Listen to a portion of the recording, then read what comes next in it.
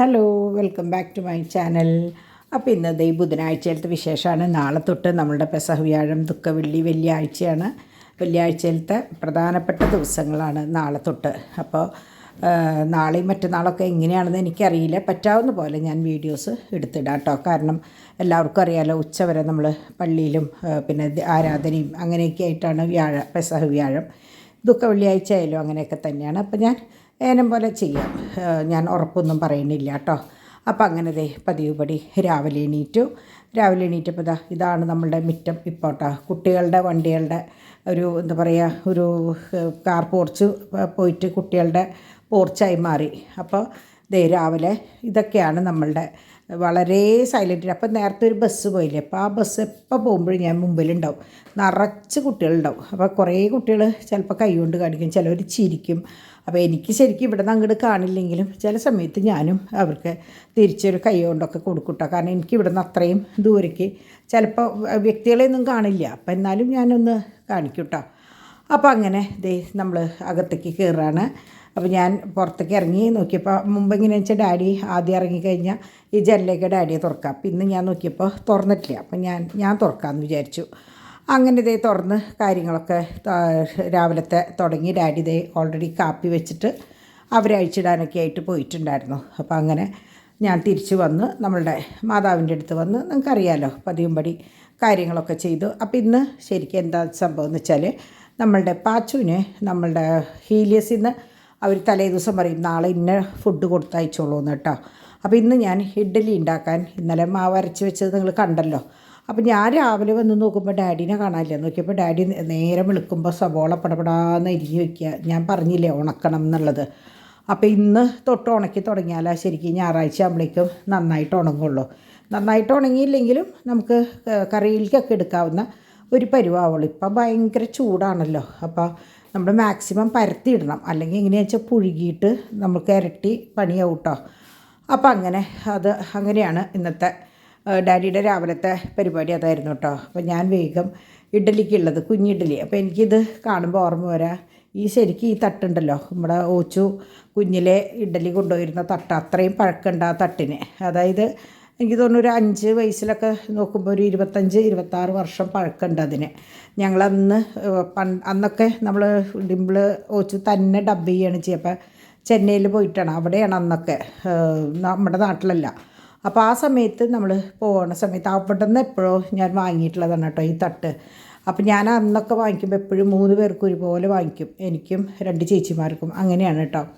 അപ്പോൾ അങ്ങനെ വാങ്ങിയിട്ടുള്ള തട്ടാണ്. പിന്നീട് അന്ന് 2 എണ്ണം വാങ്ങി. പിന്നീട് പോയപ്പോൾ ഇടിപ്പം എല്ലായിടത്തും കിട്ടുന്നുണ്ട് കേട്ടോ. അപ്പോൾ അങ്ങനെ അതാണ്. അപ്പോൾ ഞാൻ ഇഡ്ഡലി, അപ്പം ഞാനത് ഉണ്ടാക്കുമ്പോൾ അത് ഓർത്തു, ഓച്ചുവിന് ചെറുപ്പത്തിലേ കൊടുത്തയക്കണത്. നിങ്ങളോട് ഞാൻ പലപ്പോഴും പറഞ്ഞിട്ടുണ്ട്, 15 ഇഡ്ഡലി തിന്നും ഡിംപിൾ റോസ് എന്ന് പറയുന്ന കഥയും ഒക്കെ. ഇതാണ് ആ 15 ഇഡ്ഡലി കേട്ടോ. അപ്പോൾ അങ്ങനെ എന്താ പറയുക, രാവിലത്തെ മേളം കഴിഞ്ഞു. അങ്ങനെ ഈ ഇഡ്ഡലിയൊക്കെ ഉണ്ടാക്കി ഇവർക്ക് നൂഡിൽസ്. അപ്പോൾ ഇഡ്ഡലിയുടെ മാവിൻ്റെ ഒരു തുണ്ടെടുത്തിട്ട് ഡാഡിക്ക് ഊത്തപ്പം വലിയ ഇഷ്ടം. അപ്പോൾ ഡാഡി സബോള എന്ന് അരിഞ്ഞപ്പോൾ ഒരെണ്ണം ചെറുതാക്കി അരിഞ്ഞ്. അപ്പോൾ ഞാൻ നോക്കിയപ്പോൾ പച്ചമുളകിനേക്കാളും മറ്റേ ക്രഷ്ഡ് ചില്ലി ഇട്ട് ഒക്കെ റെഡിയാക്കി ഒരെണ്ണ ഉണ്ടാക്കിയുള്ളൂ. ബാക്കി ഇഡ്ഡലിയും പിന്നെ നൂഡിൽസ് അങ്ങനെയൊക്കെ നിൽക്കുമ്പോഴാണ് ഇഡ്ഡലി ശരിക്കും പറഞ്ഞാൽ ഉണ്ടാക്കണതിന് മുമ്പാണെങ്കിൽ ഞാൻ ആ മാവ് ഫ്രിഡ്ജിൽ വയ്ക്കുള്ളൂ. അങ്ങനെ ഇരിക്കുമ്പോഴാണ് ഡാഡി ഓച്ചിനോട് ചോദിക്കുന്നത്, നിനക്ക് ബാംഗ്ലൂർക്ക് പോകണോ എന്നുള്ളത്. കാരണം അവിടെ വെള്ളം ഇല്ല, ഭയങ്കര പ്രശ്നമാണ് ഇപ്പോൾ ബാംഗ്ലൂർ. എല്ലായിടത്തും ഭയങ്കര ചൂടും കൂടുതലാണ്. സാധാരണ ചൂടില്ലാത്തൊരു നല്ലൊരു അന്തരീക്ഷമുള്ള സ്ഥലമാണ് ബാംഗ്ലൂർ. പക്ഷേ ഇപ്പോൾ അവിടെ ഉള്ളവരൊക്കെ എന്നോട് കുറേ പേര് പറഞ്ഞു, പാച്ചുവിനെ ഇപ്പോൾ അങ്ങോട്ട് മാറ്റരുത്. കാരണം പാച്ചുവിനെ പ്ലേ സ്കൂളിൽ ചേർത്തണമെന്ന് ഇപ്പോൾ കുറേ പേര് പറഞ്ഞു, ഇപ്പോൾ ചെയ്യരുത് കേട്ടോ, അവിടെ ഭയങ്കര പ്രശ്നം നടന്നുകൊണ്ടിരിക്കുക, ഭയങ്കര ചൂടാണ്, മോനായാലും ക്ലൈമറ്റ് പറ്റില്ല എന്ന് പറഞ്ഞുകൊണ്ട് നമ്മൾ പിന്നാക്കം വെച്ചേക്കായിരുന്നു. ഡിംപിളായാലും ഹാൻസനായാലും വേണ്ടാന്ന് വിചാരിച്ചിരിക്കായിരുന്നു. അപ്പോൾ ഇപ്പോൾ ഇതുവരെ വിചാരിച്ചത് ശനി ഞായറും അങ്ങോട്ട് പോവാം, മുൻപത്ത് പോവാമെന്നൊക്കെ വിചാരിച്ചിരിക്കുമ്പോഴാണ് മറ്റേ ഹീലിയസിൽ 2 ദിവസവും കൂടി അവധിയാണ്. വ്യാഴം വെള്ളി ശനി ഞായറൊക്കെ ഇനി കുട്ടി പോളിൽ ഇന്നും അതെ ഒരു മിസ്സ് അവധിയാണ് എന്ന് പറഞ്ഞു. അപ്പോൾ അങ്ങനെ വന്നപ്പോൾ വെറുതെ ചോദിച്ചതാണ് ബാംഗ്ലൂർക്ക് പോകണോ എന്ന് ചോദിച്ചപ്പോഴാണ് ഡിംപിൾ വേഗം ഹാൻസിനോട് ചോദിച്ചത്. അപ്പോൾ എന്നാൽ കയറി പോരേ എന്ന് പറഞ്ഞപ്പോൾ മൂപ്പർക്ക് ഭയങ്കര ത്രില്ലായി. അതൊന്നും നോക്കാണ്ട് ടിക്കറ്റ് ബുക്ക് ചെയ്തു. പപ്പയോട് ചോദിച്ചപ്പോൾ പപ്പയും ഓക്കെ പോയിട്ട് വായോ, 2 ദിവസമല്ലേ പോയിട്ട് വായോ എന്ന് പറഞ്ഞിട്ട് ഇപ്പോൾ ഇറങ്ങിയപ്പോഴാണ് ഓർത്തത് ഒന്നും ഒരുങ്ങിയിട്ടുണ്ടായിരുന്നില്ല, പോകണം എന്നുള്ള ഒരു ചിന്ത ഉണ്ടായിരുന്നില്ലല്ലോ. 12 മണിക്ക് രണ്ടാമത്തെ സെഷന് മോർണിംഗ് കൊണ്ട് പോകണം. ഫസ്റ്റ് സെഷൻ്റെ മിസ്സ് ലീവാണ്. അപ്പോൾ അതുകൊണ്ട് 12 മണിക്ക് പോകണം എന്ന് പറഞ്ഞിട്ട് ഞാൻ ഇഡ്ഡലിയും കാര്യങ്ങളൊക്കെ ഉണ്ടാക്കിയ സമയത്ത് പെട്ടെന്നാണ് ഈ സംഭവം ഉണ്ടായത്. അപ്പോൾ പിന്നെ എന്നാ ഡ്രസ്സ് ഇനിയിപ്പോൾ അവിടെ പോയിട്ട് എടുക്കാനായിട്ട് അത്രയും ഇതാവില്ലേ, എന്നാൽ പിന്നെ ഇവിടെ തന്നെ എടുക്കാമെന്ന് വിചാരിച്ചിട്ട് ഞാനും ഡാഡിയും ഡിംപിളും കൂടിയിട്ട് ഷോപ്പിങ്ങിനായിട്ട് ഇറങ്ങിയതാണ് കേട്ടോ. അപ്പോൾ അങ്ങനെ ഇറങ്ങി ഫുഡ് ശരിക്കും 12:30 എൻ്റെ കാര്യങ്ങൾ നിങ്ങൾക്കറിയാമല്ലോ, ബിസിനസ്സിൻ്റെ കാര്യങ്ങളുണ്ട്. അപ്പോൾ അതൊക്കെ കഴിഞ്ഞ് പോസ്റ്റിങ്ങും കാര്യങ്ങളൊക്കെ കഴിഞ്ഞപ്പോൾ ശരിക്കും 12:45. അപ്പോൾ ഡിവൈൻ പറഞ്ഞു എന്തായാലും എനിക്കുള്ള ഫുഡ് ഇവിടെ ഉണ്ട്, നിങ്ങൾ പോകും വഴിക്ക് കഴിച്ചിട്ട് അങ്ങോട്ട് പോയി കഴിഞ്ഞാൽ പരിപാടി കഴിഞ്ഞല്ലോ എന്ന് പറഞ്ഞ് അങ്ങനെ ഞങ്ങളിതേ ഫുഡ് കഴിക്കാനായിട്ട് കയറി കേട്ടോ. ഫുഡ് കഴിക്കാൻ കയറിയത് ഞങ്ങൾ ആദ്യം കയസിൽ കയറാമെന്നാണ് വിചാരിച്ചത്. അപ്പോഴാണ് ഓർത്തത് അവിടെ ഫുൾ ബിരിയാണികൾ മാത്രമാണ്. അപ്പോൾ പിന്നെ വെറുതെ ഒരാശയക്കുഴപ്പം വേണ്ടാന്നുണ്ട്. അതിൻ്റെ തൊട്ട് മുമ്പ് മറ്റേ ഇവിടെ എന്നിട്ട് ഇതാണ് സ്ഥലം, അതായത് ആ ഗ്രൗണ്ടിൻ്റെ ജസ്റ്റ് ഓപ്പോസിറ്റ് ഇതിൻ്റെ നേരെ കാണുന്നതാണ് കയസ് കേട്ടോ. അപ്പോൾ ആ 4 കൂടിയ വഴി എനിക്ക് എങ്ങനെ പറയാമെന്ന് എനിക്കറിയില്ല, കേരള സാഹിത്യ അക്കാദമിയുടെ ഇവിടെ ആ 4 കൂടിയ വഴിയാണ് കേട്ടോ. അപ്പോൾ അങ്ങനെ അവിടെ കയറി നല്ല ഊണ് കേട്ടോ. 50 രൂപ ഊണിനും 100 രൂപ ബിരിയാണിക്കും, അങ്ങനെയാണ്. ഒക്കെ വളരെ മിതമായ നിരക്കിലാണ്. നല്ല സ്വാദുള്ള ചോറ് കേട്ടോ. എനിക്ക് ഭയങ്കര ഇഷ്ടമാണ് പുറത്ത് പോയി അങ്ങനെ ചോറും കറിയൊക്കെ കൂട്ടി കഴിക്കാനായിട്ട്. അങ്ങനെ ഞങ്ങളിതേ പലയിടത്തു നിന്നായിട്ട് ഡിംപിളിനുള്ള ഡ്രസ്സുകൾ, പിന്നെ മോനുള്ള ഡ്രസ്സുകൾ, അതായത് അങ്ങനെ കുറേ ഡ്രസ്സെന്നല്ല, ചൂടല്ലേ അപ്പോൾ എല്ലാതും കൈയുള്ള ഡ്രസ്സുകളാണ് മോനുള്ളത്. അപ്പോൾ കുറച്ച് സ്ലീവ്ലെസ്സിൻ്റെ ഡ്രസ്സും കുഞ്ഞ് ട്രൗസറുകളും 2-3 എണ്ണമൊക്കെ എടുക്കാം. അപ്പോൾ ഇത് കഴിഞ്ഞിട്ട് കുട്ടികളെ സമ്മർ ക്ലാസ്സിന് വെക്കേഷൻ ക്ലാസ്സിന് വിടുന്നുണ്ട്. അപ്പോൾ കൈയോടെ അതിനുള്ള ഡ്രസ്സുകളും കൂടി എടുക്കാമെന്ന് പറഞ്ഞിട്ട് ഞങ്ങളെല്ലാം കഴിഞ്ഞ് പോരുമ്പോഴാണ് നമ്മുടെ സെൻറ്റ് തോമസ് കോളേജ് കഴിഞ്ഞ വഴിക്ക് ഭയങ്കര ബ്ലോക്കായിരുന്നു. ആ ബ്ലോക്കിൽ നമ്മൾ നിൽക്കുമ്പോഴാണ് പിന്നീന്ന് വന്നൊരു മറ്റേ ആംബുലൻസ് വന്ന് ബാക്കിൽ നിന്ന് വന്നിട്ട് ഒരൊറ്റ ഇടിയാണ്. ഞങ്ങളാകെ പേടിച്ചു. ഞങ്ങൾ വിചാരിച്ചത് ഭയങ്കര പ്രശ്നമായിരുന്ന, പക്ഷെ പ്രശ്നമൊന്നും ആയില്ല. അപ്പം തോന്നിയില്ല പ്രശ്നം ഉണ്ടെന്ന്. അയാൾ വന്നു നോക്കിയപ്പോൾ അയാൾ കഴിച്ചിട്ടുണ്ടായിരുന്നു എന്ന് തോന്നുന്നു. കൂടുതൽ സംസാരിക്കാനും കാര്യങ്ങൾക്കും ഒന്നും നിന്നില്ല, കാരണം അത്രയും തിരക്കായിരുന്നു റൂട്ടിൽ. അപ്പോൾ നമ്മൾ കാരണം ഒരു ബ്ലോക്ക് വരുത്തണ്ട വെച്ചിട്ട് അങ്ങേരെ ഫോൺ നമ്പറും കാര്യങ്ങളൊക്കെ വാങ്ങി.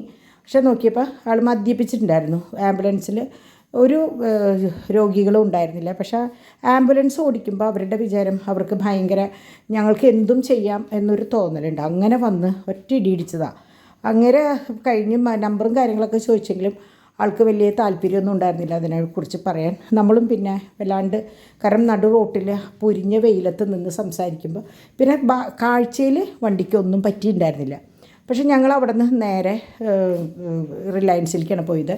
അവിടുന്ന് കട്ടൻസിൽ നിന്ന് ചായയൊക്കെ കുടിച്ച് റിലയൻസിൽ നിന്ന് പർച്ചേസിങ് കഴിഞ്ഞ് ഇറങ്ങി സാധനങ്ങൾ വണ്ടിയിൽ വെച്ച് ഡിക്കി അടച്ചപ്പോഴാണ് ഡിക്കി അടയില്ല. നോക്കിയപ്പോൾ ആ ഇടിയുടെ ആഘാതത്തിൽ ഡിക്കിക്കാണ് സംഭവം പറ്റിയിട്ടുള്ളത്. അപ്പം തന്നെ നമ്മളത് പറഞ്ഞാൽ മതിയായിരുന്നു. പക്ഷേ നമ്മളത് അപ്പോഴത്തെ ഞാൻ പറഞ്ഞില്ല, റോഡിൽ ഭയങ്കര ബ്ലോക്കും ചൂടും കുട്ടിയും ഒക്കെ ആയ കാരണം നമ്മൾ കാര്യമായിട്ടൊന്നും സംസാരിക്കുകയോ പറയുകയോ ചെയ്തില്ല. പിന്നെ നമ്മളറിയാമല്ലോ, നമ്മളെ ഇടിച്ച് കഴിഞ്ഞാൽ നമ്മളുടെ മെക്കെട്ട് കയറാന്നല്ലാണ്ട് അവർ ആംബുലൻസ് എന്ന് പറയുമ്പോൾ അവർക്ക് അതിൻ്റേതായ ഒരു എന്താ പറയുക, അവർക്ക് എന്തും ചെയ്യാം എന്നൊരു തോന്നലാണ്. അപ്പോൾ അങ്ങനെ അവിടെ നിന്ന് ഞങ്ങൾ നേരെ വന്നു പറവട്ടാനിയിൽ നിന്ന് പാച്ചുവിന് മുമ്പൊരു ചെരുപ്പ് വാങ്ങിയപ്പോൾ, ക്രോക്സ് വാങ്ങിച്ചപ്പോൾ ഇത്തിരി ഫിറ്റായിരുന്നു. അപ്പോൾ അത് ഇത്തിരി വലിപ്പത്തിലുള്ളത് മാറ്റിയെടുത്തപ്പോൾ മൂപ്പർക്ക് ഭയങ്കര ഇഷ്ടമായി. യെല്ലോ എന്ന് പറഞ്ഞിട്ട് അത് എന്താ പറയുക, ഭയങ്കര ഇഷ്ടമായിട്ടോ മൂപ്പർക്ക്. അങ്ങനെ അവിടെ നിന്ന് ഞങ്ങൾ നേരെ ഇതാണ് നമ്മുടെ പറവട്ടാനിയിൽ. നിങ്ങൾക്ക് ചെരുപ്പുകൾ വേണമെങ്കിൽ ധൈര്യമായിട്ട് പോവാട്ടോ, എല്ലാ തരത്തിലുള്ള ചെരുപ്പുകളുണ്ട്.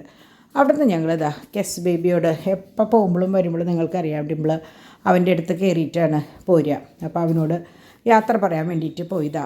അപ്പോൾ പാച്ചുവിനെ എങ്ങനെയാണെന്ന് വെച്ചാൽ നമ്മളവിടെ നിന്ന് ഇറക്കി വിട്ടാൽ മതി, അവൻ നേരെ ഓടി കെസ്സിൻ്റെ അടുത്തേക്ക് പോയി. അവിടെ അവനറിയാം ഇന്ന സ്ഥലത്താന്ന്, കാരണം ഇപ്പം ഇത്രയും നാളുകളായില്ലേ, എപ്പോഴും ആഴ്ചയിൽ ഒരു പ്രാവശ്യമെങ്കിലും കുട്ടി അവിടേക്ക് പോകണതല്ലേ. അപ്പോൾ അതുകൊണ്ട് അവന് കറക്റ്റ് അറിയാം. അത് തോമൂനും അറിയാം കേട്ടോ. ചാവക്കോട്ടയുടെ സിംതേരിയുടെ മുന്നിലേക്ക് വന്നാൽ മതി, അവർ ഇപ്പുറത്ത് കൂടെ ഓടും. ഇനി ഇങ്ങേ ഗേറ്റിൽ കൂടെ വരുമ്പോൾ എങ്ങനെയാണെന്ന് എനിക്കറിയില്ല. നമ്മൾ വണ്ടി അപ്പുറത്തിട്ടിട്ടാണ് കേട്ടോ വരിക. പള്ളിയിൽ നിന്ന് കുർബാന കഴിയുമ്പോഴാണ് ഇപ്പുറത്ത് കൂടെ കയറാറ്. അങ്ങനെ അവൻ അവിടെ നിന്ന് ഇപ്പം ചോദിച്ചു തുടങ്ങി, എവിടെയാ ബേബി, എന്താ ബേബി. അപ്പം ഞങ്ങൾ പറയും ഇതിൻ്റെ ഉള്ളിൽ കിടന്ന് ഉറങ്ങാണെന്ന്. അപ്പോൾ കുറച്ച് കഴിയുമ്പോൾ അവൻ ചോദിക്കുക എന്താ ഇതിനകത്ത് കിടന്ന് ഉറങ്ങണേന്നൊക്കെ ഇനി ചോദിക്കുമായിരിക്കും. അപ്പോൾ അവന് മനസ്സിലാവുമല്ലോ. അപ്പോൾ ഇപ്പം ഇങ്ങനെ ഓരോന്ന് പറയുമ്പോൾ അവന് കുറേയൊക്കെ മനസ്സിലാവും, എന്നാൽ മുഴുവൻ അങ്ങനെ ആവാറായിട്ടില്ലല്ലോ. അപ്പം അങ്ങനെ അവൻ്റെ പൂവൊക്കെ വെച്ച് അവിടെ മുത്തി അങ്ങനെ നിൽക്കുമ്പോഴാണ് അവൻ അപ്പുറത്തൊരു കുഞ്ഞു ചേച്ചീനെ കണ്ടത്. പാച്ചുവിനെ സംബന്ധിച്ച് എങ്ങനെയാണെന്ന് വെച്ചാൽ അപ്പോൾ പാച്ചു ചെരുപ്പ് ഇട്ടിട്ടില്ല. അത് സംഭവം വേറെ ഒന്നുമല്ല, അവൻ യെല്ലോ ചപ്പലൊക്കെ ഇട്ടിട്ട് വണ്ടിയിലിരുന്ന് ഉറങ്ങിപ്പോയപ്പോൾ കാലുമ്പിലത്തെ ഷൂ ഊരി ഇടിയിച്ചു, വയർക്കണ്ടാന്ന് വിചാരിച്ചിട്ട്. ആ സമയത്താണ് ഞങ്ങൾ ഇറങ്ങിയപ്പോൾ ഇവൻ ചാടി എണീറ്റത്. അപ്പം പിന്നെ ചെരുപ്പ് ഇടാൻ നിന്നില്ല. പിന്നെ ഇങ്ങനെ ഓടുന്നുള്ള പ്രതീക്ഷയില്ലല്ലോ. ഇവിടെ വന്നപ്പോഴാണ് ഈ കുഞ്ഞു ചേച്ചീനെ കണ്ടത്. ഈ ചേച്ചി എന്ന് പറഞ്ഞാൽ ഇവിടുത്തെ ഈ ആൻറ്റി ഉണ്ടല്ലോ, ഈ സാരി കൊടുത്ത ആൻറ്റി, ഈ മോളുടെ അമ്മയാണ് കേട്ടോ. ഈ ആൻറ്റിയാണ് ഇവിടെ സ്ഥിരം ഇവിടുത്തെ സ്റ്റാഫാണ്, പള്ളിയിലത്തെ സ്റ്റാഫാണ്. എൻ്റെ കെസ് ബേബിയുടെ കല്ലറൊക്കെ എപ്പോഴും ക്ലീൻ ചെയ്തിടുന്നത് ആ ചേച്ചി കേട്ടോ. ആ ചേച്ചിയും മോളും ഹസ്ബൻഡും ഫാമിലിയാണ് കേട്ടോ. അപ്പോൾ പാച്ചുവിന് ഭയങ്കര ഇഷ്ടമായി ആ കുഞ്ഞു ചേച്ചീനെ. അങ്ങനെ അവിടെ നിന്ന് ഞങ്ങൾ പതിപ്പറമ്പൻ്റെ അവിടെ കയറി ഡിമ്പിളിന് അത്യാവശ്യം എന്തൊക്കെയോ ടേസ്റ്റ് മേക്കറോ അങ്ങനെ എന്തൊക്കെയോ വാങ്ങിക്കേണ്ടായിരുന്നു. അപ്പോൾ അവിടെ നിന്ന് കിട്ടിയില്ല, ചോയ്സിൽ നിന്നാണ് കിട്ടിയത്. അപ്പോൾ അങ്ങനെ അവിടെ നിന്നും എനിക്ക് തോന്നുന്നു തെക്കേക്കരയിലും പോയി തോന്നുന്നുണ്ട്. അങ്ങനെ ചോയ്സിൽ നിന്നാണ് കിട്ടിയത്. അങ്ങനെ അവിടെ നിന്ന് ഞങ്ങളിത് നേരെ വീട്ടിലെത്തിയപ്പോഴത്തെ അംഗം എന്താണെന്ന് വെച്ചാൽ അവിടെ കറണ്ട് പോയിട്ട്, കറണ്ട് മെയിൻ സ്വിച്ചിൽ കറണ്ട് ഉണ്ട്, പക്ഷേ അകത്തേക്ക് കറണ്ടില്ല. ഡിവൈനും കുട്ടികളും പുറത്തിരിക്കുക ചൂടുകൊണ്ട്, അറിയാലോ ഇപ്പോൾ ചൂടുള്ള അവസ്ഥ.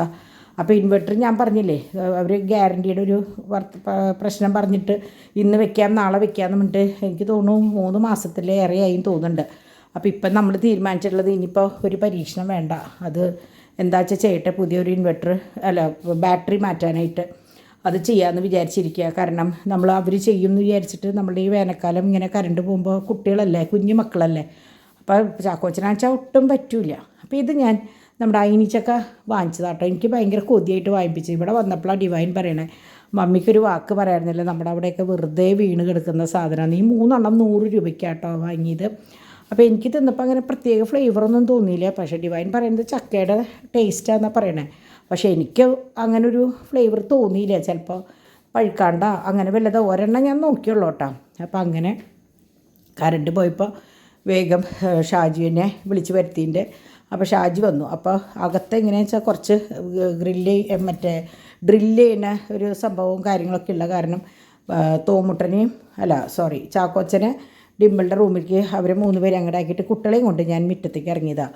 പക്ഷേ അവരുണ്ടാകുന്ന നിൽക്കണു, അവരകത്തുനിന്ന് പുറത്തുനിന്ന് അകത്തേക്ക് നമ്മൾ കയറണ്ടെന്ന് പറയുമ്പോഴുള്ളവർക്ക് കയറാനുള്ള ഇൻട്രസ്റ്റ് കൂടുതൽ. അങ്ങനെ അവരിതേ അകത്ത് കയറി തോമുട്ടൻ്റെ ആ പൊടിയിലാണ് നിന്ന് കളിക്കുന്നത് കേട്ടോ.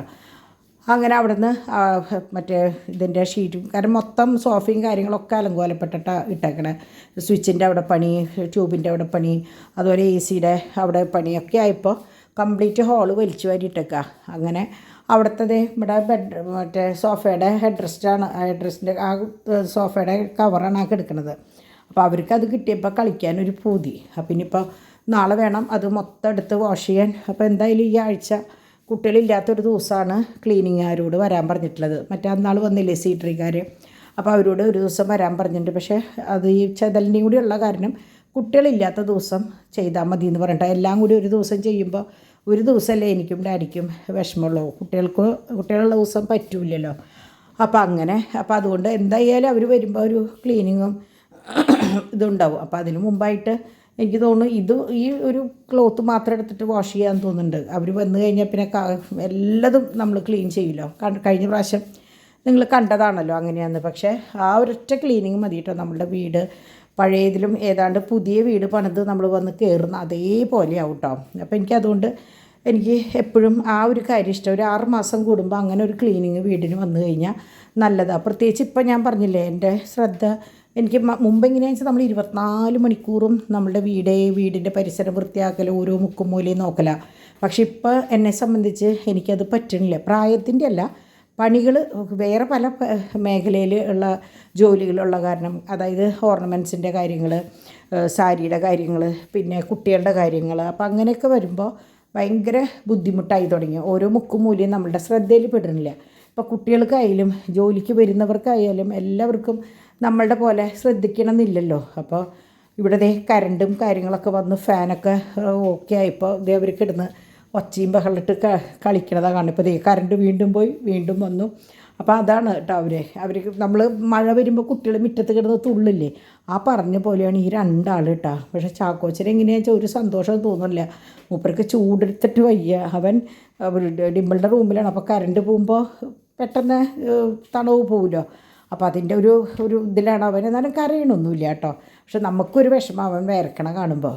അങ്ങനെ ഓച്ചുദേ പോകാനുള്ള കാര്യങ്ങളൊക്കെ പാക്ക് ചെയ്ത് തുടങ്ങി. ഓച്ചും ഡിവൈനും കൂടിയിട്ടാണ് കേട്ടോ പാക്ക് ചെയ്യണത്. കാരണം പെട്ടെന്നുള്ള യാത്രയായ കാരണം ഒന്നും അങ്ങോട്ട് പറ്റിയില്ല. അപ്പോൾ കൊണ്ടുവന്ന സാധനങ്ങൾ ഒതുക്കാന്ന് വെച്ചപ്പോൾ കറണ്ടും ഉണ്ടായിരുന്നില്ലല്ലോ. അപ്പം അങ്ങനെ ഷാജിദേ എല്ലാം കഴിഞ്ഞ് പോയി. ഇനിയും കുറച്ച് പണികളും കൂടി ഉണ്ട്. ടാപ്പുകളൊക്കെ ഒന്ന് ചിലതൊക്കെ ഒന്ന് ലീക്കാവുന്നുണ്ട്. അപ്പോൾ നമ്മൾ സാധാരണ പറയും ടാപ്പിൽ വെള്ളം ഇങ്ങനെ ഇറ്റിറ്റ് വീഴാൻ പാടില്ല എന്ന് പറയും. അപ്പോൾ ഇപ്പോൾ 2 ടാപ്പിലായി അങ്ങനെ തുടർച്ചയായിട്ടല്ല, എന്നാലും ഒരു ചെറിയ ലീക്കുള്ള പോലെ തോന്നുന്നുണ്ട്. അപ്പോൾ അതൊക്കെ നാളെ വന്ന് ഷാജി വരാമെന്ന് പറഞ്ഞിട്ടുണ്ട്. അപ്പോൾ ഇവിടെയൊക്കെ ഇനി അടിച്ചു വാരി ഒതുക്കണം. കണ്ടോ അപ്പിടി പൊടിയായി. അപ്പോൾ 2 ബെഡ്റൂമും അടച്ചിട്ടിട്ടാണ് കാര്യങ്ങൾ. അപ്പോൾ ഡാഡി പറഞ്ഞു നിങ്ങളൊക്കെ അങ്ങോട്ടും ഇങ്ങോട്ടും നീക്കും. എന്നിട്ട് ഡാഡിയാണ് കേട്ടോ ഫുള്ള് ക്ലീൻ ചെയ്തത്. അതായത് ഡൈനിങ് ടേബിളിമേക്കെ നിറച്ച് മറ്റേ ഫെറോസിമെൻ്റെ മുകളിലത്തെ സീലിങ് മറ്റേ LED വെക്കാൻ വേണ്ടി തുറന്നപ്പോൾ അതിൻ്റെ ഒക്കെ ഉണ്ടായിരുന്നു. അപ്പോൾ ഡാഡി അവിടെ ക്ലീൻ ചെയ്യണ നേരം കൊണ്ട് ഞാനിവിടെ ചപ്പാത്തിയും പരിപ്പ് കറി ഉണ്ടാക്കിയത്. അപ്പോൾ ഇവിടെ തൃശ്ശൂർക്കാരുടെ പരിപ്പ് കറി നല്ല ടേസ്റ്റ് ഉള്ളത്. അതായത് നമ്മുടെ പരിപ്പ് കഴുകി കുക്കറിലിടുക. അപ്പോൾ ഒരു തുണ്ട് വെളിച്ചെണ്ണ ഒഴിക്കുക. വെളിച്ചെണ്ണ കേട്ടോ ഒഴിച്ചിട്ട് ഉണ്ടെങ്കിൽ 2 പച്ചമുളകും കീറിയിട്ട് നല്ലതാട്ടോ.